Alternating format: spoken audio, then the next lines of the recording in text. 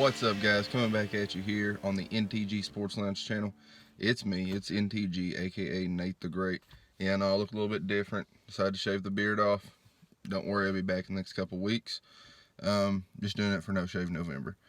Got another video here for you. I'm going to do a recap of the last week's games of the NFL. Without any further ado, let's jump into the recap. Alright, guys, to kick off the recap for week 3 in the NFL, we saw the New York Jets taking on the Cleveland Browns. The Browns started off terrible. Starting quarterback Tyrod Taylor could not complete a pass. I'm not sure what his completion was, what his rate was, but he ended up being replaced due to an injury. I don't think it was an injury at all. I think they just saw how bad he was performing. They brought in backup quarterback, the rookie Baker Mayfield. Everybody's been waiting for him to finally see the field, and he came in and he performed how we thought he would. He was completing passes that looked unbelievable. Ended up leading the Browns back to victory, 21-17, in a very thrilling fashion. The next game I want to talk about here, guys, sees a divisional matchup between the New Orleans Saints and the Atlanta Falcons. In my opinion, this was the best game all week. The quarterbacks put on a show for the fans there in Atlanta this week. Very thrilling matchup. Drew Brees ended up throwing for 396 yards and 3 touchdowns. And Matt Ryan ended up throwing for 374 yards and 5 touchdowns.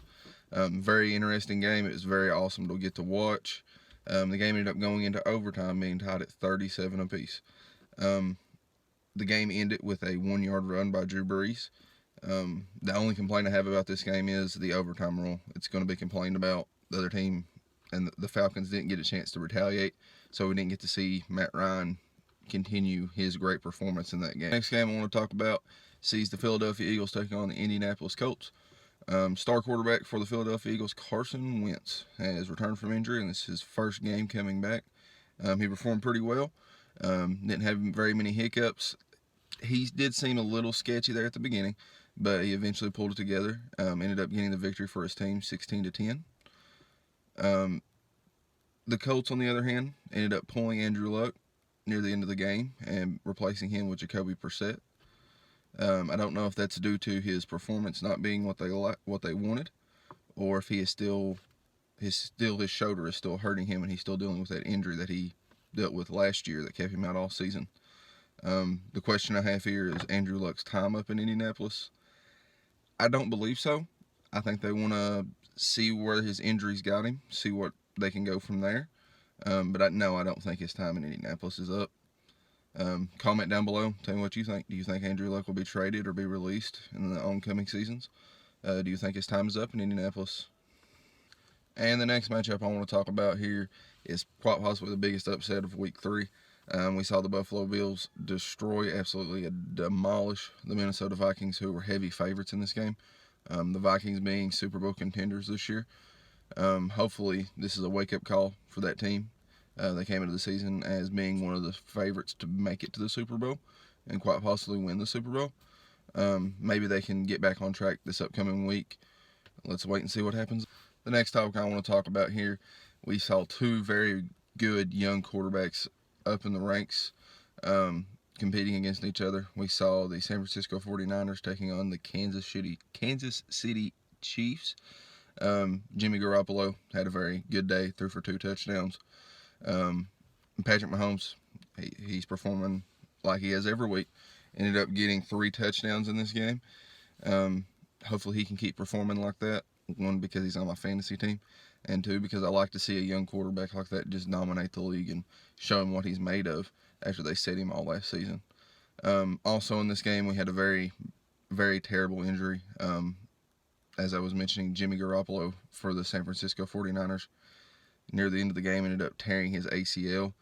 That has been reported here recently. He is out for the rest of the season. The 49ers now have a big question mark at quarterback.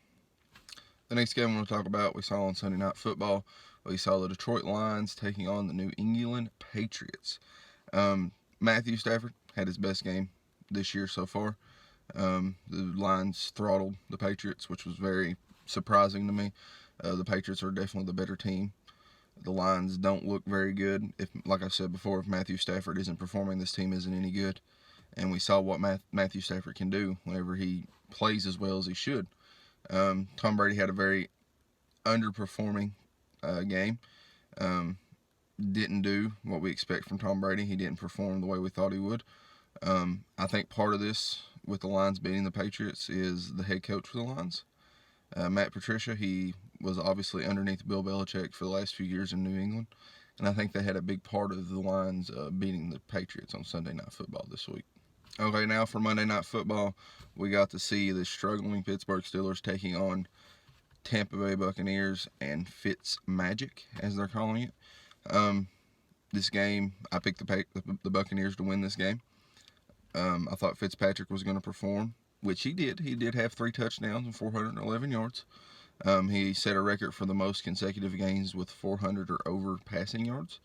Congratulations to him. The Steelers did come away with the victory. Fitzpatrick did have 3 interceptions in this game. A couple of them ran back for touchdowns. So I don't believe the Magic is dead, but it's not. The Steelers found a way to get in his head and kind of stop the roll that he was on, stop the flame of Fitzpatrick.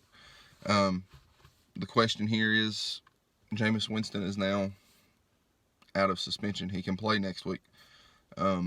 Before it wasn't a question. You're going to start Fitzpatrick if he keeps performing the way that he was in week 1 and week 2. Now that he has kind of performed but also cost you the game with 3 interceptions, the decision is, do you go ahead and start Jameis Winston, or do you keep Fitzpatrick in the lineup and see what he can do in week 4? I'm not for sure. They say they know who they're going to start. In my opinion, I say you keep Fitzpatrick in 1 more week, see what he can do. If he doesn't perform, you're still 2-2. You're not. It's still early in the season. You still have a chance to make the playoffs. Still a chance to win the division. If he doesn't perform the way you think he will, pull him. Put in Jameis Winston. See what he can do. All right, now for the injury report of Week 3 of the NFL. And earlier we talked about Jimmy Garoppolo. He tore his ACL late in the game against the Kansas City Chiefs.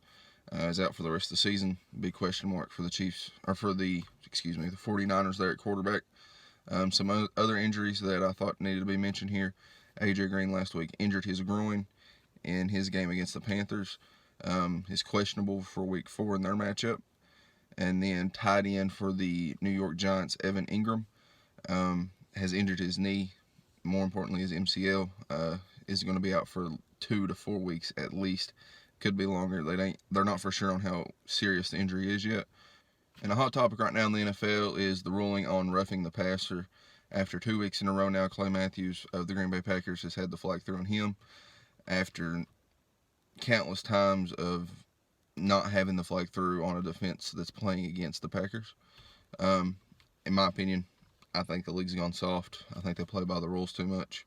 Let the players play. If it doesn't look like something that serious, let it play out. Don't call the penalty. But now I want to know your guys' opinion. Do you believe the NFL has gone soft, or do you think they're actually doing what they need to do and calling the penalties? Just comment down below what you think, and I'll mention it in the next video, and we'll have a discussion on it. Alright guys, that's going to do it for this Week 3 recap of the NFL. I hope you enjoyed the video. If you have any questions, make sure to leave it down below, and I'll make sure to answer them questions in the next video for Week 4 recap of the NFL. Make sure to drop a like on the video. If you're not subscribed, go ahead. You can follow me at Twitter at NTG Sports Lounge. As always, thanks for the love and support. Peace out.